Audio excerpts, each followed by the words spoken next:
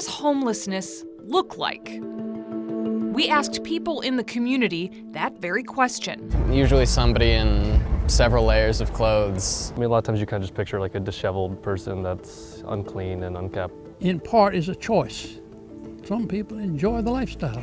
Hey friend, how you doing? Descriptions that just don't fit Jose Garcia. I'm here now, I'm not used to it, but I'm gonna climb out eventually. Jose is experiencing homelessness, often living with friends or in a car, but he's far from disheveled and unmotivated. Me, I'm definitely not lazy. I would do what I have to do. So why does the word homeless bring a vision of uncleanliness? There's actually a simple explanation. That's the homeless you see. Do you think a majority of people who are homeless live on the streets? Definitely. In reality, the people you see are only 1/3 of the homeless population, and most looking for a roof over their head are families. It's the mom, her parents, and the children. Ike Reichhardt is president and CEO of Must Ministries, an organization to help the homeless. More families, he says, are turning to Must for help. In August of 2020, it helped 27 people, 17 of whom were children.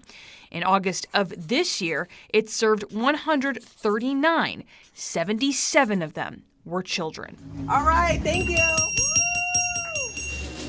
Are you seeing new people every day? Every day, every single day.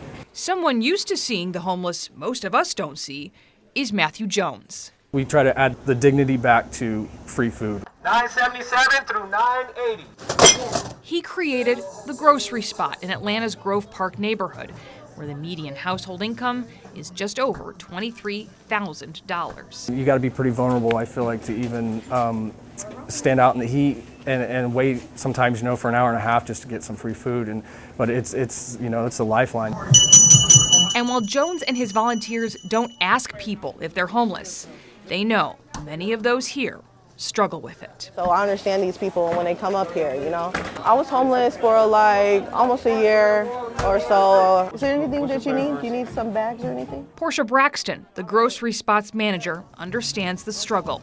She lived in hotels after going through a bitter divorce. It can happen to anybody. It can. There's people with businesses that are homeless now because of COVID.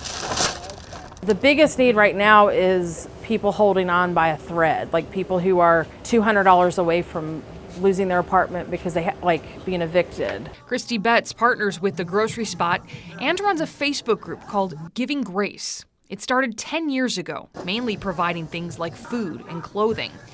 Now, it's filled with people about to become homeless or who already are. So we have a lot of folks in hotels right now, and they are having trouble getting approved for apartments because the rent in Atlanta has gotten so out of control. When the grandmother Jose lived with died, her house was sold. He couldn't afford a place of his own. As he tries to figure out where he can live, figuring out his next meal is one less concern. It's a blessing to know that, you can come to a spot and you can be, 3 days a week and you can actually have food instead of having to go and ask somebody for something to eat. And he hopes someday the reason you won't see him as a homeless person is because he's not one.